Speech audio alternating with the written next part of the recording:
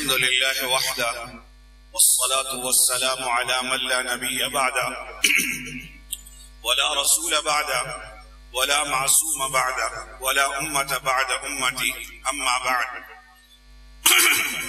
فأعوذ بالله من الشيطان الرجيم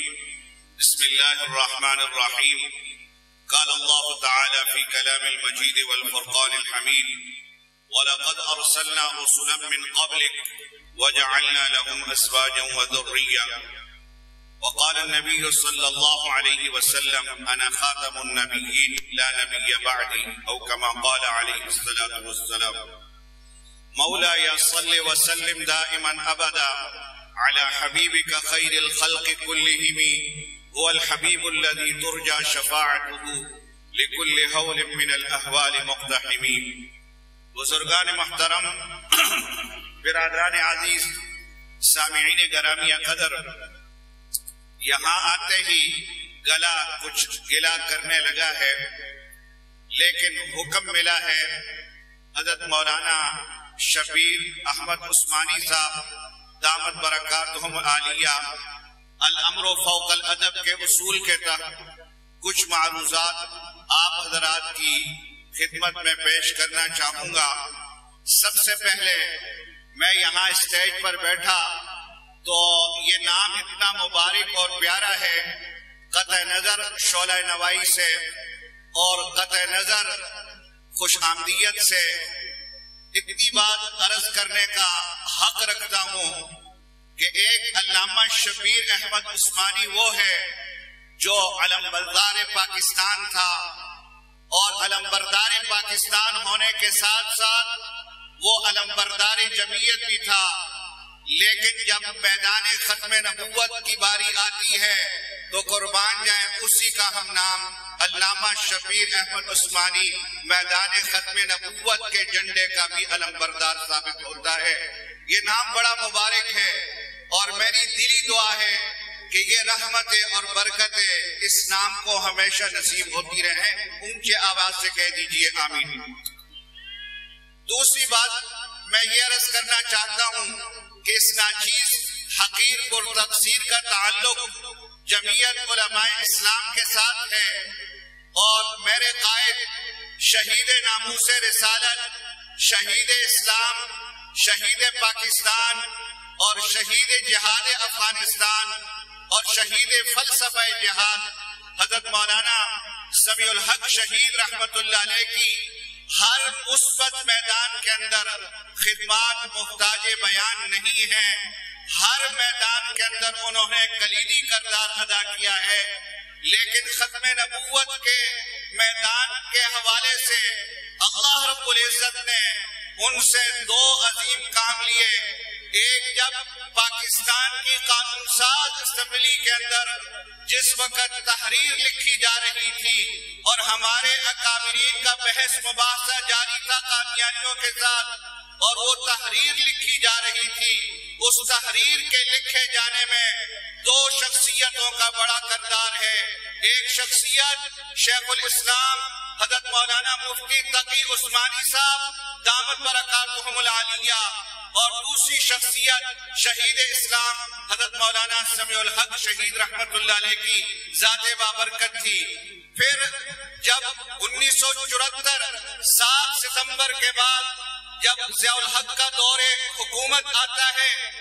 اور قادیانی اسی طریقے سے بڑے خوش اور خرم تھے، انہوں نے کہا کیا ہوا اگر ہمیں غیر مسلم اقلیت قرار دے دیا گیا؟ اس ملک کے اندر تو عیسائی بھی رہتے ہیں، وہ اپنے طور طریقے کے مطابق عبادت کرتے ہیں. اس ملک کے اندر دیگر اقلیتیں بھی رہتی ہیں، اپنے طور طریقے کے مطابق عبادت کرتے ہیں اور خوشیاں مناتے ہیں، جشن مناتے ہیں، عیدیں مناتے ہیں، اور ہر کسی کی غمی خوشی میں شریک ہوتے ہیں، دوسروں کو الو بھی بناتے ہیں. لیکن جب قادیانیت کی باری آئی، کیوں کہ ہر فرقے کا متحمل، ہر کلمہ گو مسلمان، ہر وہ شخص جو نبی آخر الزمان محمد مصطفیٰ صلی اللہ علیہ وسلم کی ختم نبوت کا قائل تھا، اس نے یہ سوچا کہ یہ ہمارے آستین کا سانپ ہے،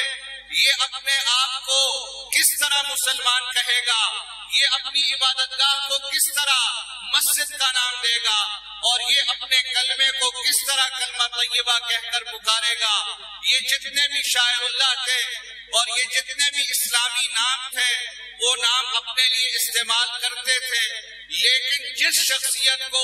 اللہ تعالیٰ نے کلیدی طور پر اور نمایاں طور پر قانون ساز اسمبلی میں اور سینٹ کے اندر ضیاء الحق کے دور میں کردار ادا کرنے کی توفیق میسر ہوئی، وہ نام حضرت مولانا سمیع الحق شہید رحمت اللہ علیہ کا تھا۔ اور اس سے بڑھ کر ایک بات میں اور بھی عرض کرنا چاہتا ہوں کہ فتنہ قادیانیت کا اور مرزا غلام احمد قادیانی کا نبوت کے اجرا کا اپنے بارے میں دعویٰ یہ بعد میں تھا۔ اس سے پہلا دعویٰ، سب سے پہلا دعویٰ اس کا جہاد کا انکار تھا، اور مسلمانوں کو اس نے یہ کہا کہ چھوڑ دو جہاد کا خیال، اب جہاد کی کوئی ضرورت نہیں ہے۔ چنانچہ فلسفہ جہاد کا انکار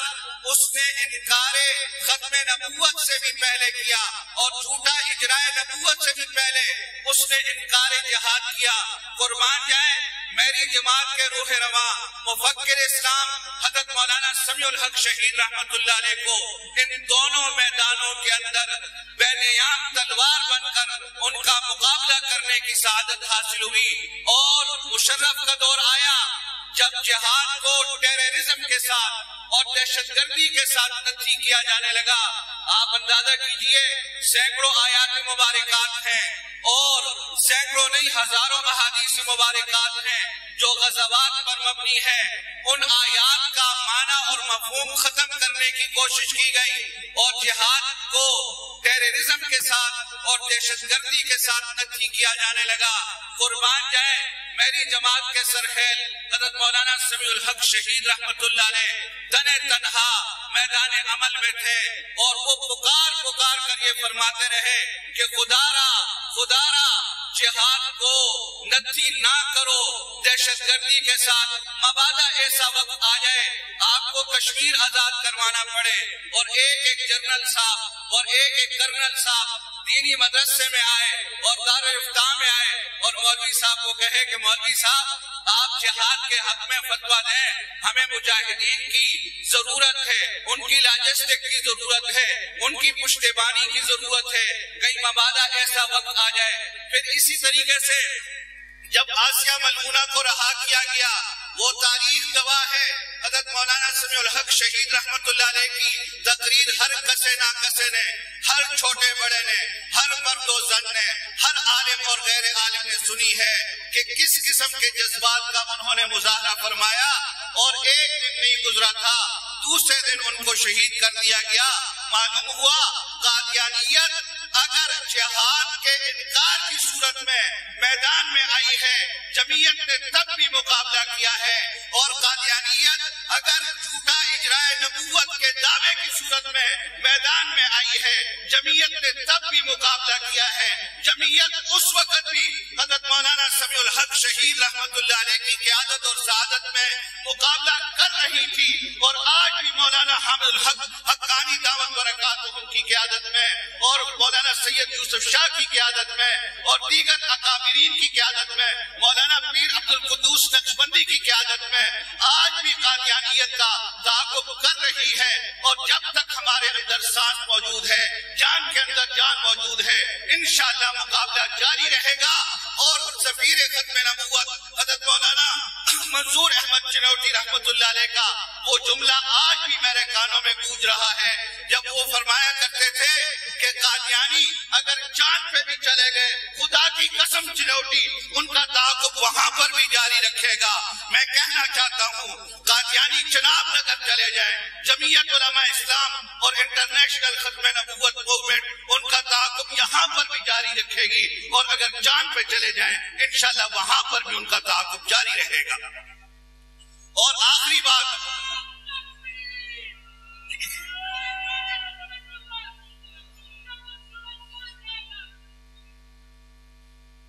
اور دوسری بات، خطیب یورپ اور ایشیا حضرت مولانا محمد ضیاء القاسمی رحمت اللہ علیہ جب یہ جملہ ارشاد فرماتے تھے خدا کی قسم ہر سننے والے کا سر سرور سے جھوم اٹھتا تھا اور ہر کوئی خوشی سے لہلہاتا تھا۔ وہ فرمایا کرتے تھے اللہ پہ خدائی ختم ہے، محمد پہ مصطفیٰ ختم ہے، اور اللہ کے بعد کوئی خدا نہیں ہے، محمد کے بعد کوئی مصطفیٰ نہیں ہے۔ اور ایک خطیب یورپ و ایشیا کا جملہ وہ بھی مجھے اچھی طرح یاد ہے، جب وہ فرمایا کرتے تھے مجمع کو آگ لگ جایا کرتی تھی، فرمایا قربان جائیں اللہ نے اپنا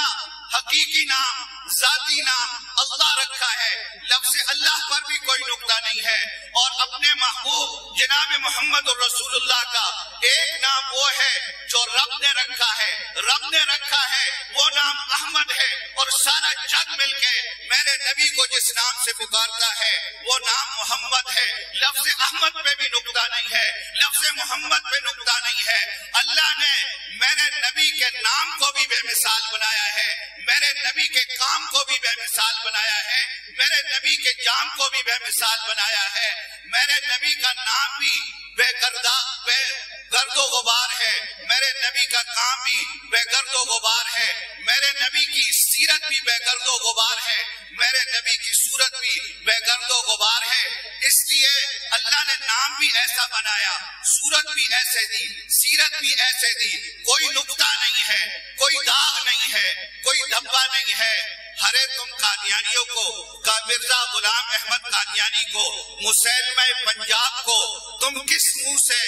وطن نبی کہتے ہو؟ بڑے دور کی بات ہے، نبی کہنا دور کی بات ہے، اس کو ہم مسلمان کہنے کے لیے تیار نہیں ہے، اس کو ہم انسان کہنے کے لیے تیار نہیں ہے۔ آپ کا یہی جناب نگر کا روڈ ہے، اس روڈ پہ رات کے اندھیرے میں اگر کوئی گاڑی جا رہی ہے،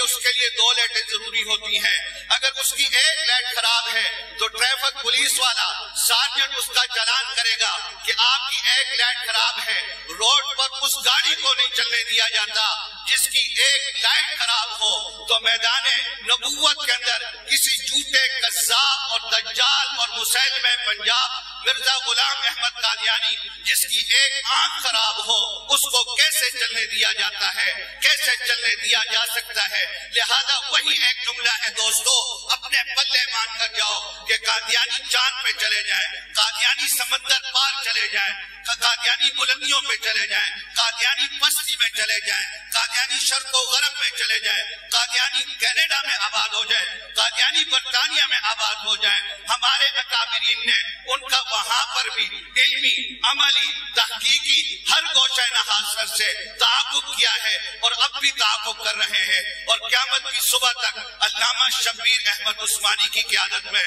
مولانا ڈاکٹر عنایت اللہ دامت برکاتہم کی قیادت میں، اور ڈاکٹر احمد علی سراج کی قیادت میں انشاءاللہ جمعیت علماء اسلام دامے درمے سہنے ان کے کندھے کے ساتھ کندھا ملا کر قادیانیوں کا تعاقب جاری رکھے گی۔ وآخر دعوانا الحمدللہ۔ یہ تھے جمعیت علماء اسلام پنجاب کے رہنما حضرت مولانا قاری اعظم حسین صاحب جو